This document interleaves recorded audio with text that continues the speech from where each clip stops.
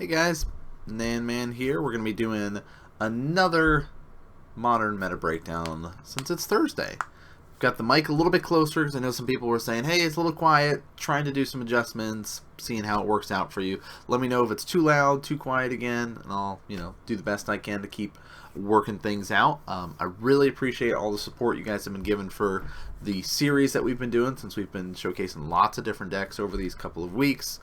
For more than a couple weeks now. We've been going for almost 2 months now, I think. So I really appreciate the support. A lot of people are suggesting different decks to do. We've been bouncing around, showcasing different things, and I love the suggestions people are doing. So here's some of the stuff people have been coming up with, at least recently within the last couple of weeks. So you can see, boom, lots and lots of stuff to people want to be hearing about. How about Affinity? Robots Get No Love. I don't know, can you do one on Dredge, Madcap Imperium, taking turns, Elves? So what are we going to do this week? And I think this is going to be what our continual thing is. Based on everybody's suggestions, what people really want to hear next is kind of how we're going to be gearing things. So you guys might figure it out. Well, actually, for watching, you probably saw the title. All of you guys knowing the title, knowing what the video is going to be. That's right. How about Elves, guys? Elves, please. We've been waiting for it. Let's get some Elves talk going. So we're gonna do talk 3 different decks, if you will, for tonight. So it might be a little bit longer for tonight. I don't know. We'll see how long-winded I get, because you guys know I do like to talk. So I wanted to showcase old school Elves, if you will. You can see up here the date, pretty much a year ago. So some of the sideboard stuff might not be as relevant, but did want to highlight this as a version that some people could opt to run, because it does still exist. It's definitely something people could opt for. This is kind of known as combo Elves, something that people could opt for. The Elf decks in general are going to be very creature-based decks.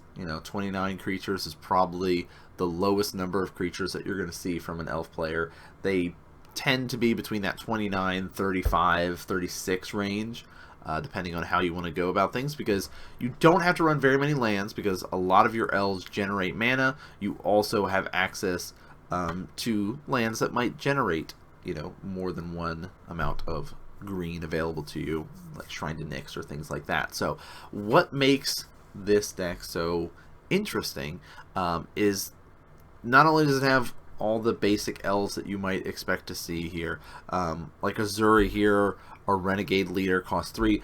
That's the other thing with the Elves. 3 is kind of the cap out for most of these, unless they're going to ramp up into something big, like Craterhoof, Behemoth, even Emrakul is an option, and those you'll see a lot in this sort of Elf deck. Maybe the regular one might throw a Craterhoof or something like that in there, but the big ramp combo style will ramp into something big like that. Or they can just, hey, I'm going to make infinite Elves, or, do things like that. So, Azuri, this list is only running one of, 2 is fine. You can even push up more than that, depending on how you want to feel. Cost 3, cost 1 green to regenerate target Elf, or you can pay 5, 2, and 3 green. Elf creatures you control get +3/+3 and gain trample. So basically overrun for your whole team, because pretty much everything on your team are Elves. Now that is an activated ability you can do during either player's turn. Does not need to be tapped in order to do that. So a little aspect with that. So that's the big old baddie to help go when you're going wide kind of thing. We have what you'd expect to see, that early mana dork type Elf out there. Arbor Elf is the one to go for this version here. Untap Elf, Land of War Elves is also in here. You can see, bam, tap for a green, cool. Makes a lot of sense that you'd have him in here. The other mana dork is our Heritage Druid, which is essential for this combo. Cost 1 for 1/1, but you can tap 3 untapped Elves you control and add 3 to your mana pool. 3 forest, 3 green. Easy peasy. Also have ways to kind of do some fun interactions with our Nettle Sentinel, and those two kind of work really well together. Doesn't untap during its controller's untap step, But whenever you play a green spell, guess what? You're going to untap it. So using him and using our Heritage Druid, we can generate a lot of mana pretty quickly there. So there's our kind of ramp abilities for this deck. The other aspect of it, Elvish Visionary, pretty important. Draw a card off him, so it works out pretty well, helping you kind of assemble some combo stuff. Eternal Witness, get something back from the graveyard. Same thing for our Looming Shaman. The graveyard synergy is important. You'll see, okay, you've got 2 non-elves in this deck with Eternal Witness and our Looming Shaman. Eternal Witness, take a card from your graveyard, add it to your hand. So Looming Shaman costs 3 for a 3/2. When he enters the battlefield, target player shuffles any number of target cards from his or her graveyard into his or her library. Now you have ways to sack certain creatures in your deck, and we'll talk about that very soon. So you might want to get those back in your deck. So do have that sort of aspect to it. There is another creature in here. Our Elf Warrior Dwynen's, I always pronounce that wrong, elite here, costs 2 for a 2/2, but when he enters the battlefield, you get a 1/1 green elf creature token. So it generates a token. This combo deck can generate infinite tokens. So that is one way to kind of win.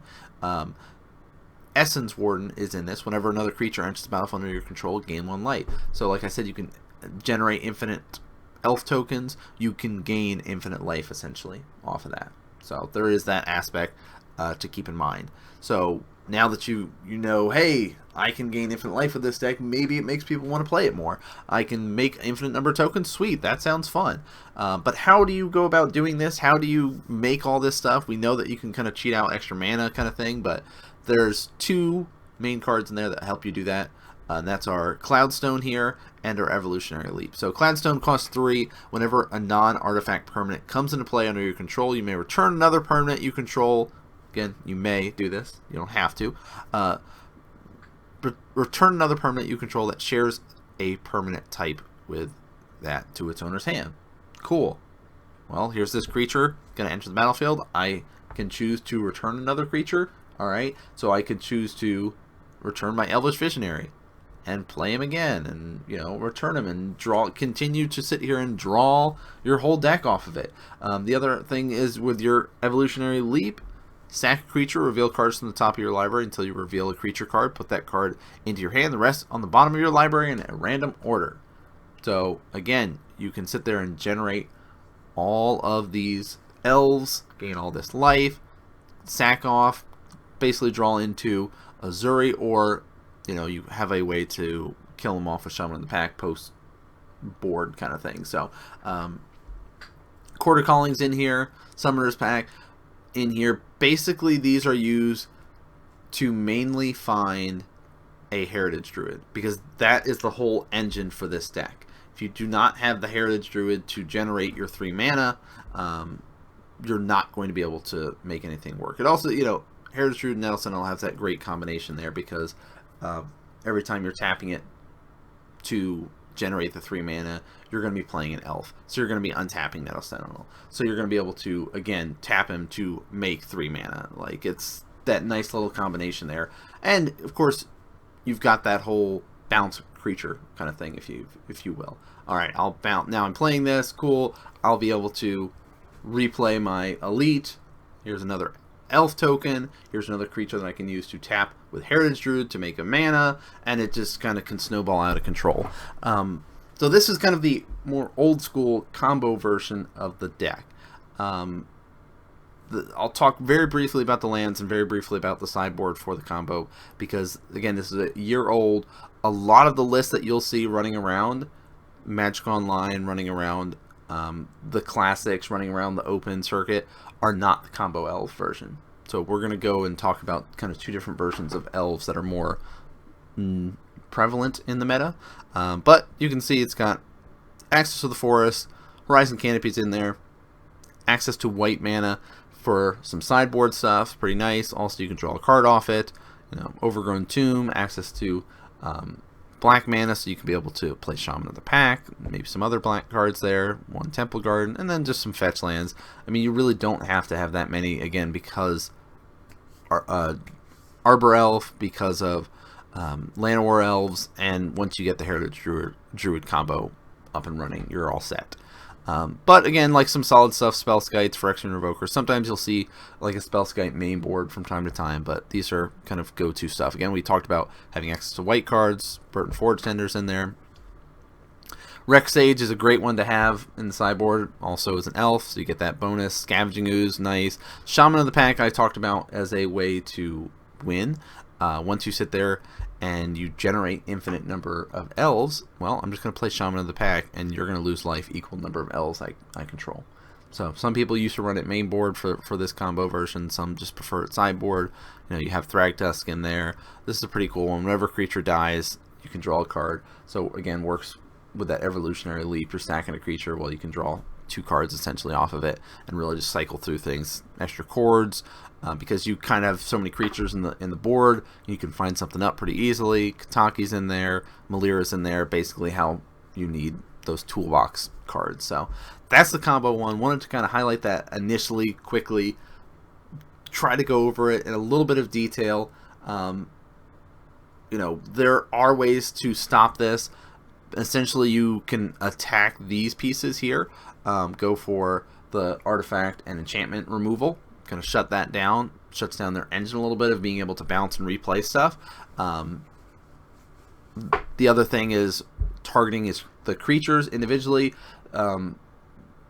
This Heritage Druid is the mana engine in the deck, so if you can get rid of that, you have a lot less to worry about.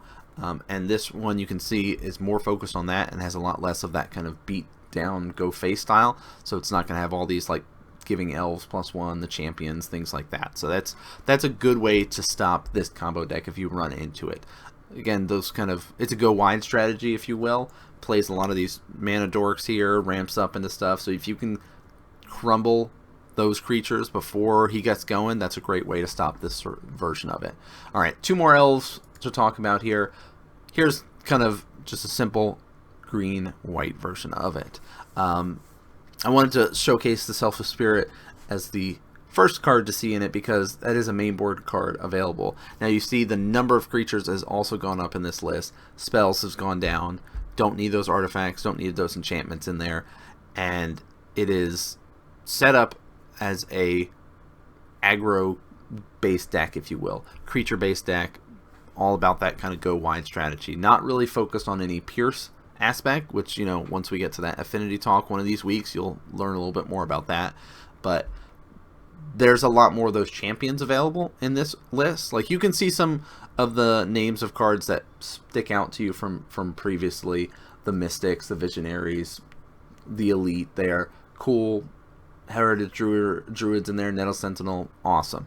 Let's talk a little bit about the other cards that were not in the previous list. So Azuri here, a Renegade Leader, you can see that's jumped up to 3 now because that's the big way to win in this deck, in this version. Just the straight up green-white version like this is just, hey, I'm going to overrun my team. They all get +3/+3 in trample, and I'm just going to swing in, turn all my guys sideways, and you're not going to have enough guys to block, and you're just going to die. Simple and easy. You see a couple of toolbox creatures in here. Selfless Spirit main board, Reclamation Sage main board, Spellskite, and Phyrexian Revoker main board. By having the Collected Company, by having Court of Calling, you have those access to extra stuff, some nice things that you might need to find. And having the Collected in there that the last list didn't allows you to run more creatures because you're going to be hitting stuff off them, get some more advantage there. So the other creatures to talk about besides like our Mystics and stuff like that we've already talked about how this sort of ramp strategy works. You get Elvish Archdruid in here, which is a sweet champion, if you will, Lord of the Elves. Costs 3 for a 2/2. Other elf creatures you control get +1/+1, and you can tap, add green to your mana pool for each elf you control. So that's another great ramp strategy on top of championing your elves and buffing up your elves. Elvish champions also in the list. Not as many in here because, hey, mirror matchup. Hey, you're playing Infect. It also has that aspect to it. Other elf creatures you control, other elf creatures get +1/+1 and have Forest Walk, not just ones you control. So there is that little aspect to it. So you know, extra ways to give +1/+1s in case you can't get your Azuri out yet. Just, hey, I'm swinging in with these 2/2s, these 3/3s constantly every turn.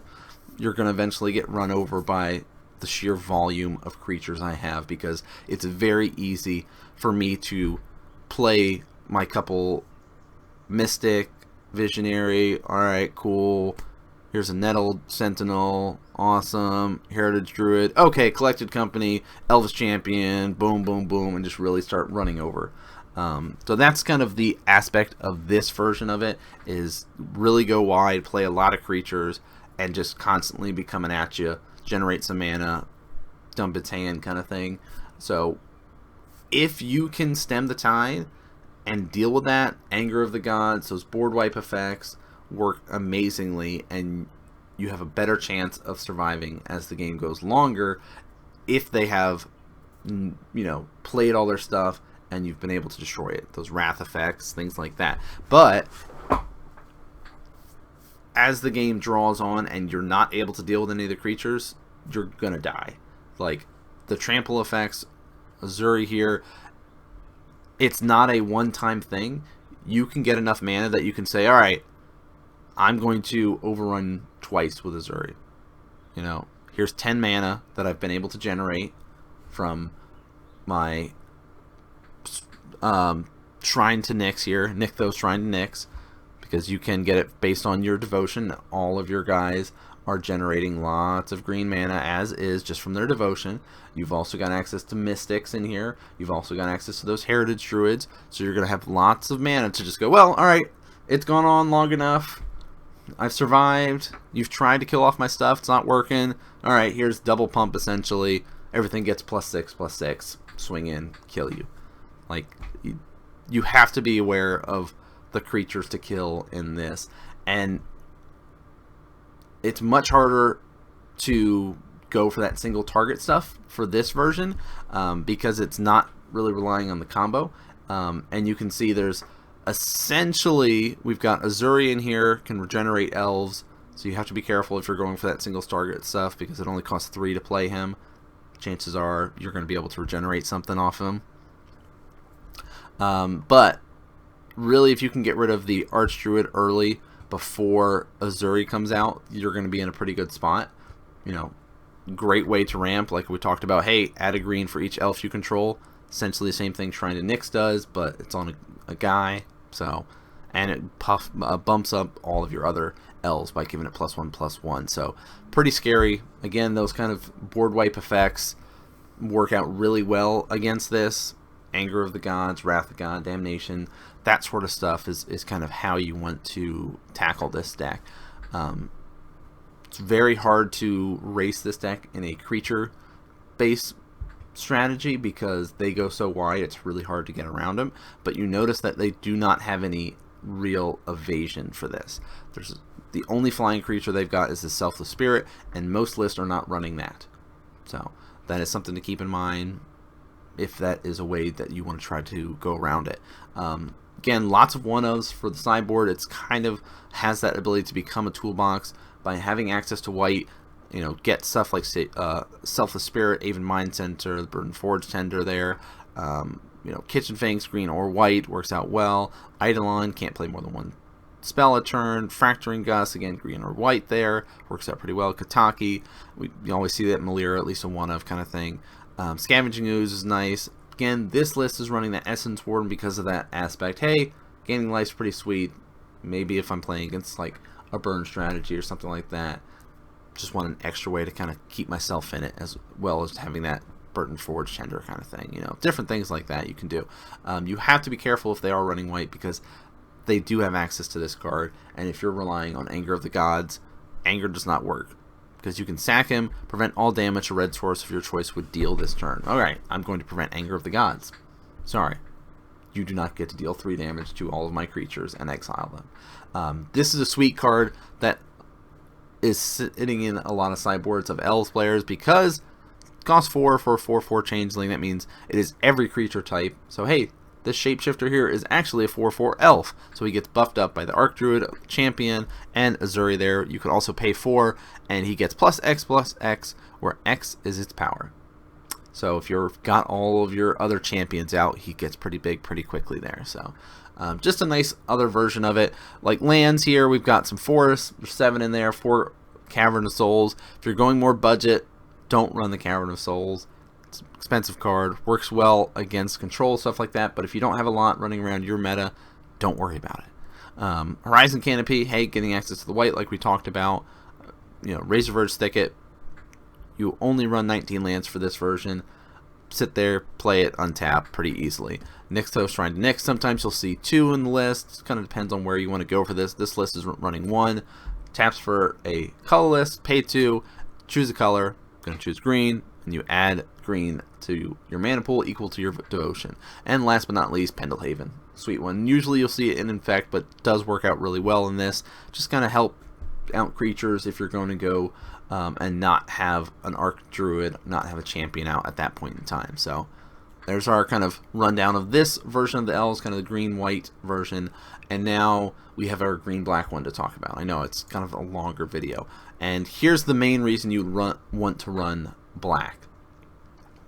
Shaman of the Pack, cost 3, we talked about during the combo version, but again, cost 3 for a 3/2. At this battlefield, target opponent loses life equal to the number of elves you control. Yes, I'm going to have all the elves. You're going to die from this. Easy.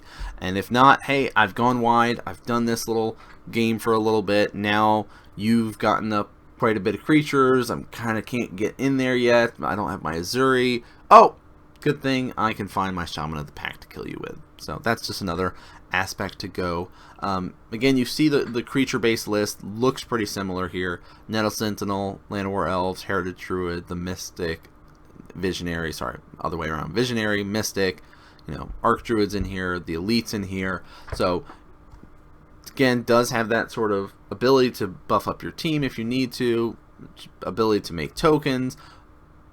You'll see the playset of the Elite in this because of the Shaman of the Pack, and you notice there's a full playset in this list here. You can do some tweakings too as your meta is shaped up. Maybe run 3 and 3 for Azuri and Shaman of the Pack, kind of whatever you feel like your meta needs and will help you out.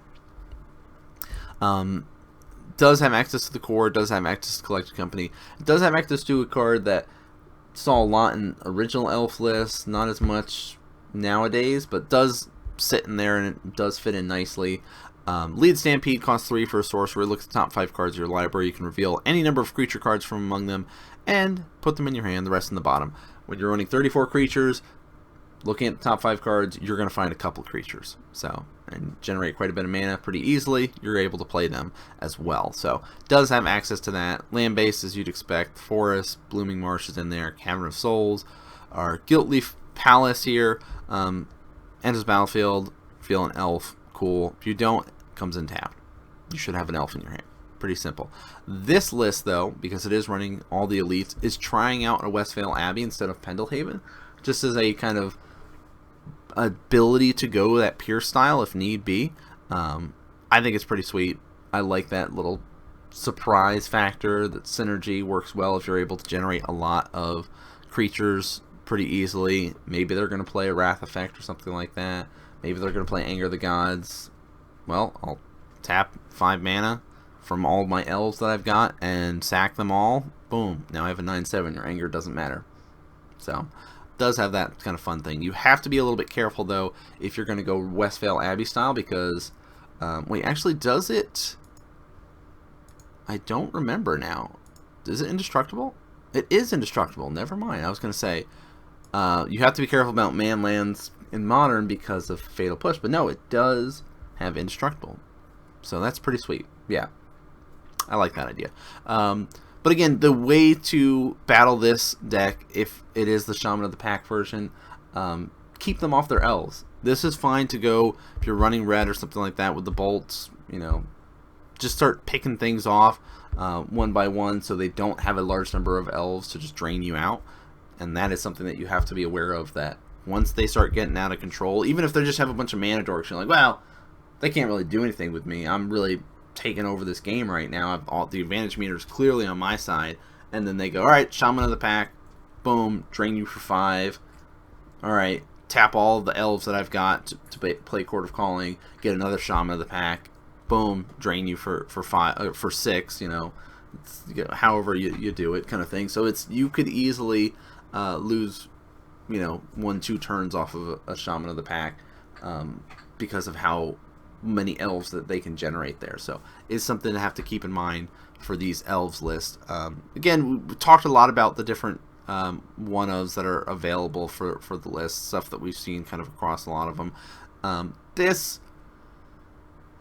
really kind of goes in line with meta calls. What's going to matter in the graveyard? Dredge would be one of them.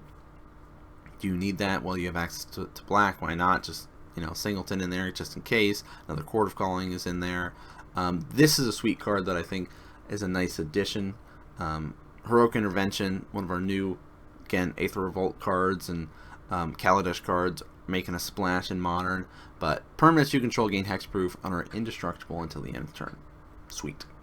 Cannot be going for that single target stuff. Again, the Singleton Melira, Lead the Stampede, having an extra one. Extra core, extra lead stampede are nice to help you find those targets you need. Now, this is a really fun one. Stain the Mind. You can convoke this, so pretty sweet. But you name a non-land card, search target player's graveyard, hand, and library for any number of cards with that name and exile. Then they shuffle his or her library. So it is a sorcery speed, though, so you do have to keep that in mind. But it's not that hard to tap 4 creatures and 1 black and just exile somebody, a particular card. Works out very well against combo strategies where normally elf-based decks don't have much interaction with your opponent.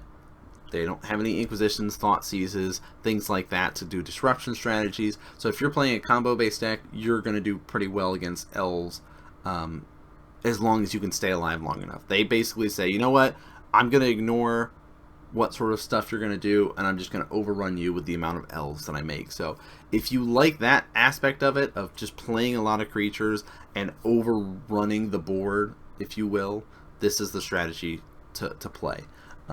So, a lot of people have been requesting the elves decks, and wanted to highlight at least a couple of them because there's kind of few different ways that you can build it. But I really like the Shaman of the Pack version. That would be the one that I would play. I like this kind of creature base. Say I'll go wide and I can just kind of play this Shaman of the Pack to finish things off. Combo deck is fun. I know some people are ramping in Emrakul right now at our shop using that version of it, but to each their own. Find the version that you like the best, and be prepared to have some wrath effects in your board if you're running into a couple of elf decks at your shop, or ways to kind of deal with it. That's why you got to be careful once they start getting out of the gate, because they can go really quickly and just you're stuck against that Azuri and just end up dying. So I hope you guys enjoyed this edition of Modern Meta Breakdown, talking about the elves, running all over people. There are so many different decks to talk about. Again, we saw the suggestions players were given to us at the beginning of the episode. There will be lots and lots more episodes of Modern Meta Breakdown, lots of different decks to talk about.